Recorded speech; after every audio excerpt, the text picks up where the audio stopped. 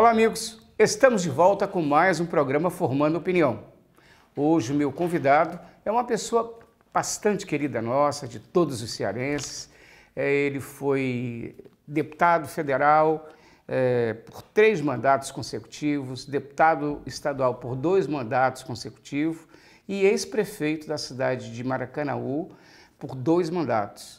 Eu estou falando do meu particular amigo, que para mim é um prazer, é uma honra estar recebendo aqui no nosso programa, meu amigo Roberto Soares Pessoa. Roberto, bem-vindo aos estúdios da TV Web Estado. Nossas câmeras, nossos microfones estão à sua disposição para você saudar os nossos internautas. Bom, eu quero agradecer esse convite para vir aqui à TV, o Estado, Web, inclusive é a primeira vez que eu venho, não por falta de convite. É verdade.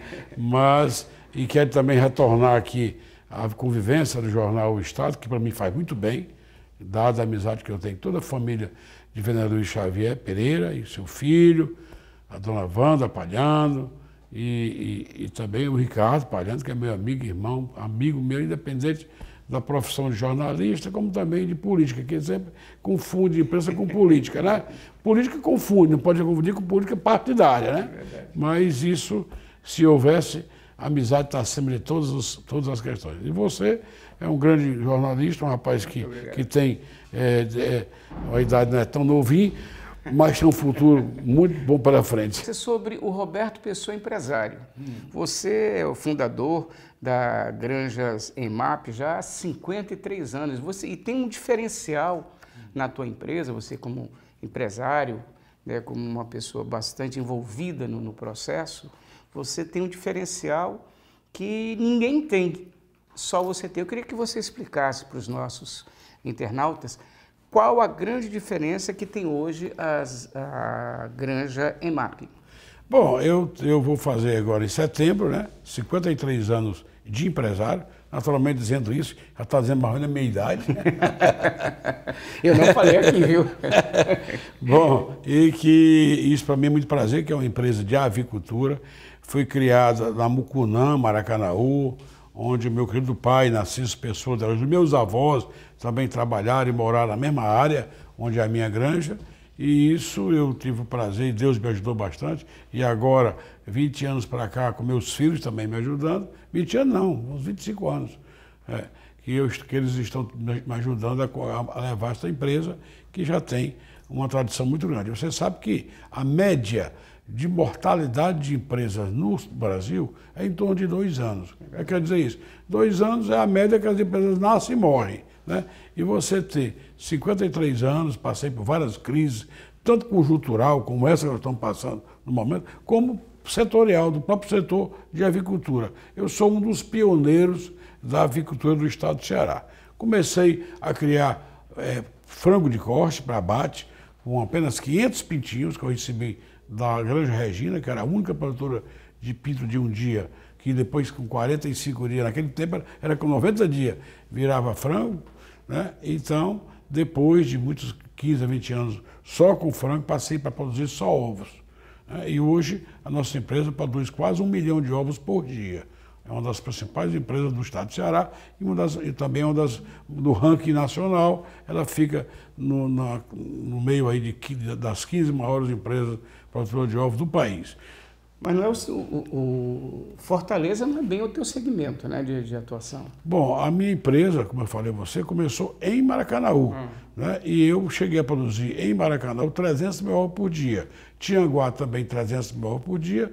Barreira, Bahia, 300 mil ovos por dia e Araguaína, Tocantins, 200 mil ovos por dia.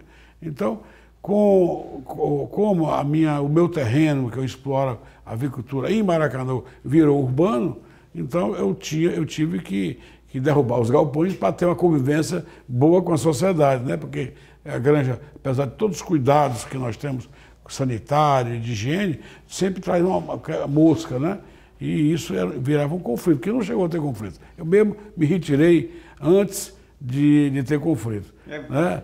Então, e aí eu estou fazendo um loteamento neste local, entendeu? Uma área de terra de 40 hectares, urbana, no município de Maracanaú, o progressista município de Maracanaú, onde dá esse projeto de loteamento que está suspenso pela crise econômica. Eu não vou lançar os lotes agora, né? Mas estamos fazendo toda a infraestrutura, plantando árvores, fazendo as avenidas, as ruas, a questão do esgotamento sanitário, da questão do abastecimento de água e iluminação elétrica, que é a infraestrutura necessária para um loteamento. Então, é por isso que a nossa empresa, e que anteriormente nós produzimos ovos e vendíamos em supermercado. O nome da nossa empresa é EMAP. Ela não é tão conhecida porque ela não vende para o varejo, ela só vende no atacado. Nós vendemos um caminhão com 200 mil ovos, é o tamanho do caminhão, um caminhão que chama BC trucada, né? Sem fazer propaganda da BC, que tem outras marcas, Volkswagen, trucada que pega 500 caixas de 30 dúzias. Isso corresponde a 210 mil ovos um caminhão. Então nós vendemos em atacado, mandamos para o Piauí, para o Maranhão, para o Pará, e toda a região de Sobral e até Crateús e a Ibiapaba toda. Então esse é o mercado hoje da nossa empresa, a empresa de Tianguá, né? E a de Fortaleza, como eu falei, por motivos que eu falei que tive que transformar a granja em loteamento urbano, e aqui nós não produzimos ovos, né? O que nós produzimos aqui em Fortaleza é os pintinhos de um dia, de capote, galinha de Angola, que é conhecida, mas no Ceará é capote, aliás, uma carne deliciosa, tipicamente nordestina, é uma ave original da África, mas que no Nordeste ela se adaptou muito bem. Então eu vendo 100 mil pintos por mês de capote, né? Vendo para todo o país, caixinha de 100 pintos, embarca de avião, e eu também nós temos caminhões não digo ar-condicionado, renovado, que leva essas aves do Piauí, Maranhão e até o Cariri e Iguatu. E também vendemos também o pinto de um dia de galinha mesmo, que a gente chama do caipirão, que faz o frango caipirão. Hoje é muito usado na agricultura familiar, entendeu? E no capote nós somos um únicos produtores de capote na América do Sul. É isso que porque nós temos uma novidade tecnológica, que é a inseminação artificial. Nós importamos as matrizes da França, entendeu? Que a França é o único país do mundo onde fez o melhoramento genético do capote. Já que o francês sabe o que é bom. É verdade. O francês sabe escolher a comida, né? E aí o capote lá na França, 10% das carnes de aves da França é capote. Aqui no Ceará é muito pequeno. Apesar do povo cearense gostar do sabor do capote, a tradição, mas o capote chega um pouco caro para o poder aquisitivo do povo do Ceará, certo? E do Nordeste. Então, eu acho que é isso, que o consumo é muito baixo. Mas o que acontece? Nós estamos repovoando o interior do Ceará e do Nordeste com essas aves que são aves maiores, mais precoces, dando um choque genético, portanto, com o cruzamento desse capote da EMAP nosso, portanto, com o capote caipira, entendeu? E isso melhorou o tamanho do capote em todo o estado do Ceará. Então esse é o orgulho empresarial que eu tenho com a avicultura que eu chamo alternativa, por ter melhorado o tamanho, o choque genético que foi dado a essas aves que são criadas por todos os agricultores. É difícil você chegar num sítio ou numa fazenda no Nordeste, no estado do Ceará, que não tenha o capote. Eu vou fazer um pequeno intervalo comercial para uma água e um café, para a gente discutir um pouco mais sobre capote, e eu volto já com o segundo bloco do Formando Opinião.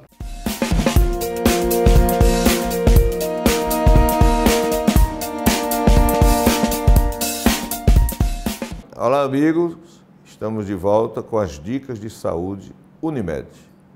Hoje vamos abordar uma doença com graves repercussões sociais, graves repercussões econômicas e graves repercussões emocionais e espirituais na família.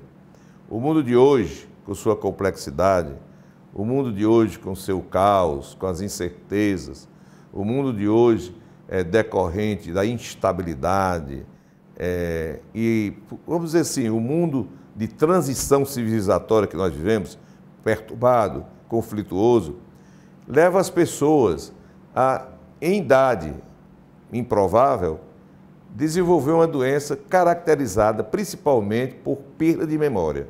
perda de orientação em consequência e depois demência total, inclusive levando até a perda de faculdades mentais e loucura.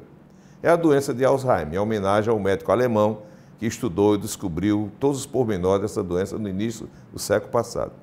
Bem, como reconhecer um paciente, mulher ou homem, não interessa, que já tem mais de 60 anos, ou menos talvez, e que começa a apresentar sinais dessa doença? Você tem que observar, primeiro, a conduta normal dele em seus hábitos regulares, ordinários, do dia a dia, do cotidiano. Se esse paciente esquece, ainda dentro de casa, coisas menores, chaves, sapato, lugares que ele pratica ou frequenta de maneira assídua, cotidiana, dia a dia, então você vai ver se ele está tendo esquecimento dentro de casa, no ambiente doméstico. Em segundo lugar, ele pode ser observado em relação ao nome das pessoas, nome de amigos, ou nome de datas importantes, data do convívio íntimo, de aniversários, de casamento, de batizado, seja lá o que for. Ele pode esquecer também compromissos que anteriormente ele jamais esqueceria. Ele pode estar esquecendo também, ele pode estar apresentando também desorientação de endereços em ruas. Ele pode, inclusive, estar dirigindo e se deslocar a uma região completamente fora do traçado, fora do destino que ele gostaria de estar. Então, esses sintomas são os sintomas iniciais.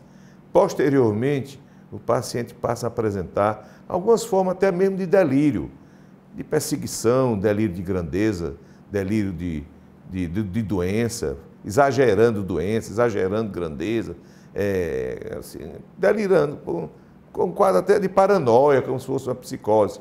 E, por fim, às vezes esse paciente começa a levar quedas dentro de casa e com consequências realmente drásticas para a família, porque nessas alturas esse paciente tem que ser cuidado de maneira eficiente, de maneira sistemática, contínua, 24 horas, levando a um verdadeiro sacrifício, até mesmo econômico, né, da família dedicar tantos cuidados a esse paciente. Fora o problema de asseio, o problema de aquisição de remédio, o problema de cobertura com o plano de saúde, ou mesmo até mesmo na rede do SUS. Então, esse paciente tem que ser devidamente olhado, observado, se ele precisa realmente, imediatamente, de um médico ou de cuidados, até mesmo de psicólogo e psiquiatra. Quando você observar num amigo, num parente, num companheiro, numa pessoa que convive com você, esse tipo de sintoma, esse quadro clínico, como a gente chama, você tem que dar uma mão a esse paciente, levá-lo a um médico, no caso da rede do SUS, e se for o caso dele ter o plano de saúde Unimed, pode levá-lo à nossa rede de atendimento de médicos cooperados, que são bastante competentes para reconhecer clinicamente e tratar o quadro de Alzheimer.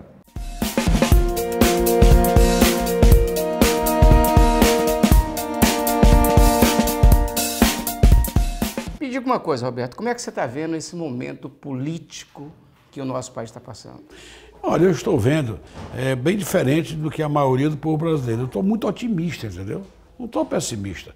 O que está acontecendo no país hoje é passando o país a limpo, né? Entendeu? Então, eu acredito que estas operações, essas roubalheiras que foram encontradas no governo do PT, governo do presidente Lula, que eu tenho todo respeito, mas, na verdade, é um fato, ninguém pode, e também da presidente Dilma, aliás, desculpe, só que a presidente Dilma, ela disse que não é honesta.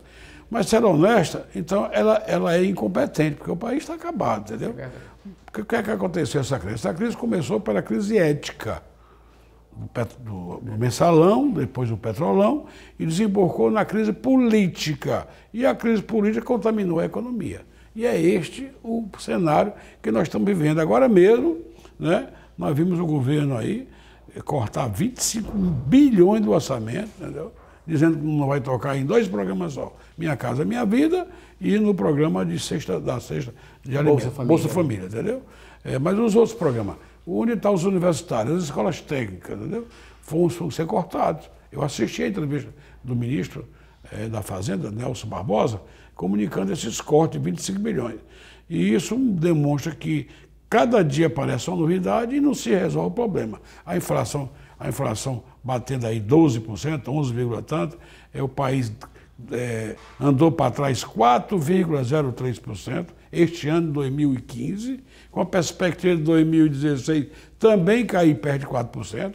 Isso é prognóstico feito pelas grandes agências internacionais e o próprio FMI e o próprio Banco Central brasileiro. Além de ter tido também a baixa, né, do score... Do desemprego, do score internacional, né? que mede a questão da confiança. Exatamente. A confiança no investimento do brasileiro. Quer dizer, o exterior não está investindo no país, porque não tem confiança no país e nos homens que governam o país. Essa que é a questão. Mas voltando, porque eu disse que eu estou otimista. Porque nós estamos, as instituições brasileiras estão funcionando. O Ministério Público a todo vapor. Era a minha pergunta a você. A Polícia Federal, a Justiça, né, que tem sob o comando o nosso grande juiz Moro, não só ele, todos. Eu estou só mostrando que tem, essas coisas têm simbolismo, né? E tem o simbolismo das pessoas que fazem o simbolismo. Então, tem o Janot como procurador da República Geral. Então, isto vai fazer muito bem o Brasil. Nós vamos sofrer, talvez até uma geração, quem sabe, mas se for para sofrer para o Brasil ir para o seu devido lugar entre as 5 nações mais importantes do mundo, que assim seja, espero que assim seja, por nossos netos, entendeu? Por nossos filhos, que ainda podem pegar uma parte desta bonança que o Brasil. Eu tenho muita fé no Brasil. Eu digo aos meus amigos, o Brasil é o único país que tem futuro no mundo, é o único. O Brasil não tem problema religioso, a Ásia tem problema religioso, tem facções que se brigam, se matam há séculos. O Brasil não tem ódio, o Brasil não tem problema racial. Esse negócio de problema racial do Brasil é pinto, não existe problema racial. Nós convivemos bem com todas as raças, entendeu? E aí eu quero saudar o português. O português, que foi nosso colonizador, foi o melhor colonizador do mundo é o português, porque ele soube se misturar. Se misturou com os pretos, se misturou com os índios e construiu essa nação, que é uma nação de norte a sul, se fala a mesma língua. Não existe isso no mundo, não, igual o Brasil. Um país com tamanho continental, fala a mesma língua, entendeu? Então os outros não têm isso, entendeu? Então eu confio no Brasil. Agora vamos mudar essa gentinha que está aí governando, aí o Brasil melhora. Por falar em governar, eu queria saber de você, como é que o PR está se preparando agora para essas eleições deste ano de 2016, Roberto? Está se preparando com homens e mulheres de bem, e em todos os municípios do estado do Ceará. Nós estamos hoje, não digo em todos, nós estamos hoje em 145 municípios, dos 184 municípios. Vamos disputar a prefeitura na cabeça em 45 municípios, com a possibilidade de fazer pelo menos a metade desses prefeitos, 20, de 15 a 20 prefeitos, com toda humildade, eu acredito que nós vamos fazer. Nas eleições passadas, nós fizemos apenas 6, né? Então seria um pulo de 300% que nós vamos dar em número de prefeitura. E com certeza, se Deus permitir os eleitores, iremos manter a segunda cidade do estado do Ceará nas mãos do PR, que é Maracanaú, a minha terra. E em Fortaleza, com a grande possibilidade, pelo menos as pesquisas mostram hoje, o capitão Wagner como o candidato mais preferido pelo eleitorado cearense. Lógico, estou falando hoje, né? E como o capitão Wagner é um homem de muita coragem cívica e muito trabalhador, está visitando Fortaleza em todos os bairros, eu acredito que ele vai manter essa hegemonia nas pesquisas de opinião pública no estado do Ceará e eleger no primeiro turno. Essa é a expectativa muito positiva. Em Calcaia, que é o segundo município mais populoso do Ceará, e já tem segundo turno, inclusive, nós vamos ter um candidato, junto com o PSDB, que é o meu primo, o vereador Eduardo Pessoa, que é vereador, foi presidente da Câmara, um vereador de 3, 4 mandatos. Seu pai teve 7 mandatos, né? O Chico Pessoa, saudoso Chico Pessoa. De forma que aqui em Eusébio também nós vamos ter um candidato, um médico importantíssimo, Dr. Marcos. E aqui em Irai vamos participar da coligação, em Maranguape também vamos participar de coligações, com cabeça não, mas com pessoas que possam ajudar a ser secretário municipal ou ser vereador na Câmara Municipal de Maranguape, porque é uma cidade muito grande. Já no Cariri nós temos uma parceria muito forte com o PMDB, que é o prefeito Raimundão, lá em Juazeiro do Norte. Temos em Caucaia o apoio ao Samuel Araripe, que foi prefeito, entendeu? E temos várias cidades do Cariri, temos candidatos. Realmente Araripe, que foi a eleição recente, agora a eleição complementar, onde nós fizemos o prefeito, doutor Giovanni, um dentista que está cuidando muito bem além da saúde bucal, também da saúde como um todo. De forma que as perspectivas do plenário são muito boas. Sob a batuta, o comando do doutor Lúcio Alcântara, nós temos 2 deputados federais, que é a deputada Gorete Pereira, que é uma das grandes deputadas que o Ceará tem, deputada com 6 mandatos já, entre vereadora, 2 vezes em Fortaleza, 2 vezes deputada estadual e 4 vezes deputada federal. Portanto, a Gorete hoje se coloca no cenário, com todo respeito aos outros colegas, outros companheiros que são deputados federais, que defendem o Ceará e seus municípios, mas a Gorete é trabalhadora demais. Ela é muito trabalhadora. Pessoa eu quero aqui mandar meu abraço, né, a ela, minha amiga, e agradecer o que ela fez por Maracanã e pelos municípios que ela é votada. Bom, o capitão Wagner, que é deputado estadual, com mandato espetacular, foi o deputado estadual mais bem votado de toda a história do Ceará. E foi o vereador também mais bem votado de toda a história de Fortaleza. É bom que se diga isso. E tem o deputado Cabo Sabino, que está fazendo um excelente trabalho na Câmara Federal. Esse é o PR. O PR tem 2 deputados federais e 2 deputados estaduais. E tem 6 prefeitos do momento, né? Com a perspectiva, falei, de fazer de 15 a 18 prefeitos. Quero dizer que as cidades maiores também e as menores, nós estamos tendo todo cuidado. O doutor Lúcio e eu e esses deputados que temos e que outros que vamos filiar nesses dias agora de troca de partido, nós iremos rodar o Ceará todo para divulgar a bandeira do partido e orientar os nossos candidatos a prefeito e vereador para ter um bom mandato e respeitar o voto que o povo vai confiar a eles. Roberto, infelizmente nosso tempo está acabando, eu quero desde já agradecer, mas antes eu quero deixar nossas câmeras, nossos microfones à sua disposição. Marcos, quero agradecer aqui a TV Web O Estado, a organização jornalística O Estado, que já tem 80 anos, se eu não me engano. Completamos esse ano. Não, 75 anos. Não, 80 anos. 80 anos. 80 anos, é. 80 anos, é. Pois é, já é uma vida, né? Fundada por o grande deputado Martins Rodrigues, né? E teve a sequência de outros grandes nomes, inclusive o Vanderlei Xavier Pereira, que eu tive a honra de ser seu amigo, né? Eu fui aqui, a questão histórica, eu fui a 3ª pessoa, ou 4ª no máximo, de vir aqui neste local, onde ele veio falecer, na mesa de trabalho, trabalhando à noite, faleceu. E eu cheguei aqui, foi um dos primeiros, repito, e participei com a família desse choque tremendo da perca desse grande jornalista, que é o fundador desta casa. E agradecer, repito, e parabenizar por esse órgão de comunicação moderno que corre o mundo todo, o Estado também modernizando, usando essas mídias que realmente chega onde as pessoas trabalham, as pessoas moram, e também melhora o conhecimento político, social e cultural do nosso Estado.